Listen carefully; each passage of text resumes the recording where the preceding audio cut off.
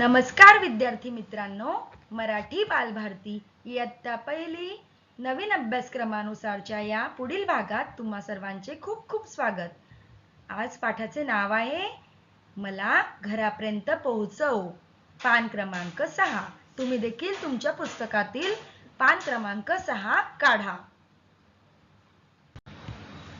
बघा, तुम्हाला एक चित्र दिसत आहे. त्या चित्रामध्ये मला घरापर्यंत पोहोचव हे नाव दिसत आहे आणि एक मुलगी हातामध्ये पेन्सिल घेऊन इथे चित्रामध्ये दिसते आहे. त्याच्या पुढे लिहिलेले आहे मार्गावरून बोट फिरव व गिरव. बघा विद्यार्थी मित्रांनो, या बाजूला इथे एक मुंगी दिसते. तुम्हाला दिसली का? तुमच्या पुस्तकातही आहे ना? तुम्ही पण तुमची पुस्तकं खोलून बसा. मी ज्याही वेळेस तुम्हाला शिकवत असेल त्यावेळी तुम्ही तुमचं बालभारतीचं पुस्तक खोलून बसायचं आहे आणि ते पान त्याच्यामध्ये काढायचं आहे जे मी तुम्हाला स्क्रीनवर दाखवते. आता ही इथे मुंगी दिसते आहे आणि तिच्या समोर या बाजूला एक वारुळ दिसत आहे. मुंगी कुठे राहते? वारुळात. बरोबर. मग हे मुंगीचं घर आहे. जसे आपण घरात राहतो, माणूस घरात राहतो, त्याप्रमाणे मुंगी वारुळामध्ये राहते. मग आता ही मुंगीला तिच्या घरापर्यंत जायचं आहे. मग आता ती कशी काय जाईल बरे? मग आपल्याला काय करायचं आहे? आपले बोट घेऊन या मार्गावरून या हे दिलेले समोर आकार जे आहेत ना त्यावरती आपले बोट गिरवायचे आहे आणि त्या मुंगीला घरापर्यंत पोहोचण्यास बोट फिरून फिरून मदत करायची आहे. मग आपण बघा, या आधी बोट फिरवून आपण हे बघणार आहोत. त्यानंतर तुम्ही घरी पेन्सिलीने देखील या आकारांवरून गिरवून मुंगीला घरापर्यंत पोहोचवायचं आहे. बघा, अशा प्रकारे हळू मुंगीला घरापर्यंत पोहोचवायचं आहे. मुंगीचे घर आहे वारुळ. मुंगी कशात राहते? मुंगी वारुळात राहते. अरे बरोबर, पोहोचली बघा मुंगी तिच्या घरामध्ये. आता खाली खाली कोणते चित्र दिसत आहे? खाली आपल्याला दिसतो आहे ससा. ससा कोणत्या रंगाचा असतो? पांढऱ्या रंगाचा. आता आपल्याला ह्या सशाला त्याच्या घरापर्यंत पोहोचवायचंय. सशाचे घर कुठे आहे? हा, हे इथे आहे. बरोबर.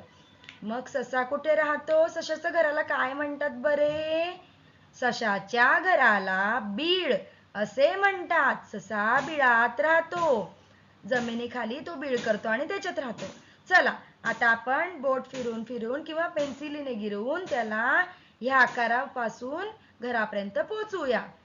चालला ससा त्याच्या घरापर्यंत. चालला आहे. अशा प्रकारे आपण सशालाही बिळापर्यंत पोहोचवलेलं आहे. Very good. आता आपण खाली बघूया. खाली कोणता पक्षी आहे बरे? बरोबर, हा आहे बदक. आता आपण बदकाला पण या आकारांवरून बोट फिरवून किंवा पेन्सिलीने गिरवून या तळ्यापर्यंत पोहोचवायचं आहे. बदक कुठे राहतो?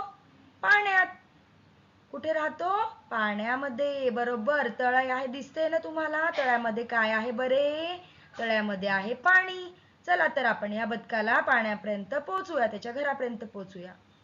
अशा प्रकारे तुम्ही देखील तुमच्या पुस्तकामध्ये गिरवून या पक्ष्यांना त्यांच्या घरापर्यंत पोहोचवायचं आहे. आता खाली काय दिसत आहे बरे? खाली तर एक प्राणी आहे. त्या प्राण्याचे नाव काय आहे? अगदी बरोबर, ही गाय आहे. गाय कुठे राहते? गाय गोठ्यात राहते. आता गोठ्यामध्ये एक छोटंसं वासरू पण दिसत आहे जे त्याच्या आईची वाट बघत आहे. पण जोपर्यंत तुम्ही गायीला तिथपर्यंत पोहोचवणार नाही तोपर्यंत त्या वासराशी आणि त्या गायीची भेट होणार नाही. चला तर आपण गायीला तिच्या गोठ्यापर्यंत पोहोचण्यास मदत करूया. अशा प्रकारे गाय देखील हळू गोठ्यापर्यंत पोहोचली आहे आणि आपण तिची गोठ्यापर्यंत पोहोचण्यास मदत केली आहे. Very good. चला, आता खाली कोणतं चित्र दिसत आहे? खाली दिसते आहे एक चिमणी. चिमणीला आपण घरट्यामध्ये पोहोचवायचं आहे. चिमणीच्या घराला काय म्हणतात? घरटे असे म्हणतात. चिमणी कुठे राहते? चिमणी घरट्यात राहते. मग आता ह्या आकारांवरून गिरवून तुम्हाला चिमणीलाही तुमच्या हाताने तिच्या घरट्यापर्यंत पोहोचण्यास मदत करायची आहे. चालली चिमणी तिच्या घरट्यापर्यंत. अरे वा, पोहोचली की. घरट्यामध्ये पिल्ली तिची वाट बघत आहे. Very good. विद्यार्थी मित्रांनो, इयत्ता बालभारतीचे हे पुस्तक खूप सुंदर आहे आणि आपल्या बालभारतीने आपल्या विद्यार्थ्यांना चांगल्या चांगल्या गोष्टी या पुस्तकांमध्ये नमूद केल्या आहे. बालभारतीचा प्रत्येक पाठामागचा उद्देश आपण पालकांनीही समजून घ्यायला पाहिजे. पालकांनी विद्यार्थ्यांना हे जे उपक्रम दिले आहे बालभारतीने ते घरी देखील करून बघायचे आहे. बालभारतीचं पुस्तक अगदी सुंदर आहे. त्यांनी हे गिरवण्याच्या माध्यमातून विद्यार्थ्यांना नवीन नवीन गोष्टी शिकता येतील. मुलांची अभ्यासातली गोडी वाढेल. मुलांच्या हाताला सुंदर वळण लागेल. असे उपक्रम विद्यार्थ्यांसाठी बालभारतीने या पुस्तकामध्ये नमूद केले आहे. याबद्दल आपण सर्वांनीच बालभारतीचे आभार मानूया आणि आपल्या विद्यार्थ्यांचा घरी देखील अशा प्रकारे सराव करून घेऊया. पुढच्या पाठाचे नाव आहे ठिपके जोड आणि गिरव. पान क्रमांक 7 आणि 8. आपण तो पाठ बघणार आहोत. बघा, आता स्क्रीनवर मी हे चित्र दाखवलेलं आहे. ते तुम्ही तुमच्या पुस्तकामध्ये देखील पाने काढून ठेवायची आहे. आता बघा, पुस्तकात तुम्ही काढले का हे पाने? बरोबर. आता ठिपके जोड व गिरव. आता खाली काय करायचंय आपल्याला? बघ, गिरव व काढ ही सूचना दिलेली आहे. आता हा रस्ता आहे. रस्त्यावरती ज्या एक पांढऱ्या पांढऱ्या लाईन दिसत आहे त्या लाईन आपल्याला इथं पेन्सिलीने अशा काढायच्या आहे. इथे देखील तुम्ही तुमच्या पेन्सिलीने याच्यावर या ठिपक्यांवरती गिरवायचं आहे आणि जोडून जोडून जोडून एक रेषा काढायची आहे. यामुळे मुलांनो तुमच्या हाताला पेन्सिलीने सरळ रेषा काढण्याचे वळण लागेल. खाली आपल्याला उभ्या रेषा काढायच्या आहे. अशा प्रकारे बघा, तुम्हाला लाल ठिपका दिसतो आहे का स्क्रीनवर? ज्याप्रमाणे मी त्याच्यावर गिरवते आहे त्याप्रमाणे तुम्ही देखील तुमच्या पुस्तकात पेन्सिलीने त्या ठिपक्यांवर गिरवायचं आहे. तुमच्या हातांना सुंदर वळण लागेल आणि तुम्हाला रेषा काढताना हात तुमचे थरथरणार नाहीत. खाली वाकडी रेषा काढायची आहे आपल्याला. अशा प्रकारे तुम्ही देखील घरी रेषा काढण्याचा सराव करा. पालकांसाठी सूचना आहे, पालकांनी विद्यार्थ्यांकडून या कृती करून घेणे. त्यामुळे विद्यार्थ्यांचा रेषा काढण्याचा सराव होईल. खाली गोल काढायचा आहे आपल्याला. गोल देखील आपल्याला व्यवस्थित काढता आला पाहिजे की नाही, म्हणून मग आपल्याला हे उपक्रम दिलेले आहेत. तर हे आपण करण्याचा घरी सराव करायचा.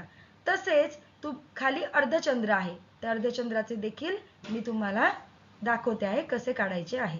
असे तुम्ही गिरवायचे आहे घरी पेन्सिलीने. आणि विद्यार्थी मित्रांनो, तुम्ही घरी अजून एक करू शकता. आपल्या आई-वडिलांच्या मदतीने घरी आपल्या प्रत्येकाच्या घरी रांगोळी असते की नाही, मग ती रांगोळी घेऊन एका ताटामध्ये टाकायची आणि त्या रांगोळीवरती आपापली बोट या दिलेल्या वेगवेगळ्या आकारांमध्ये फिरवून बघायची. यामुळे तुमचा वेगवेगळे आकार काढण्याचा देखील सराव होईल आणि तुम्हाला गंमत देखील येईल आणि रांगोळी ताटात घेतल्यामुळे घरामध्ये पसाराही होणार नाही. पुन्हा रांगोळी हाताने सारखी करून घ्यायची आणि त्याच्यावरती असे विविध आकार काढून बघायचे. पालकांसाठी सूचना आहे, ही कृती करताना पालकांनी देखील विद्यार्थ्यांसोबत शक्य असल्यास बसायचे. त्यामुळे विद्यार्थ्यांना देखील प्रोत्साहन मिळते आणि विद्यार्थ्यांकडनं तुमचा एक खेळ सुद्धा घेतला जातो. मुलांना अशी कृती करण्यास फार मजा येते. त्यामुळे असे विविध उपक्रम आपण करून घ्यायचे आहे. अभ्यासातली गोडी विद्यार्थ्यांची जास्तीत जास्त कशी वाढेल याकडे पालकांनी लक्ष द्यायचे आहे. खालचं चित्र दिसत आहे तुम्हाला एक, त्याच्यामध्ये ठिपके जोडून चित्र पूर्ण कर व रंग भर. याच्यामुळे तुमचा चित्र काढण्याचा देखील सराव होईल आणि मुलांना तुम्हाला याच्यामध्ये रंग भरायचे आहे. कसा वाटला आजचा व्हिडिओ? तुम्ही अशा प्रकारे घरी देखील सराव करायचा आहे. धन्यवाद.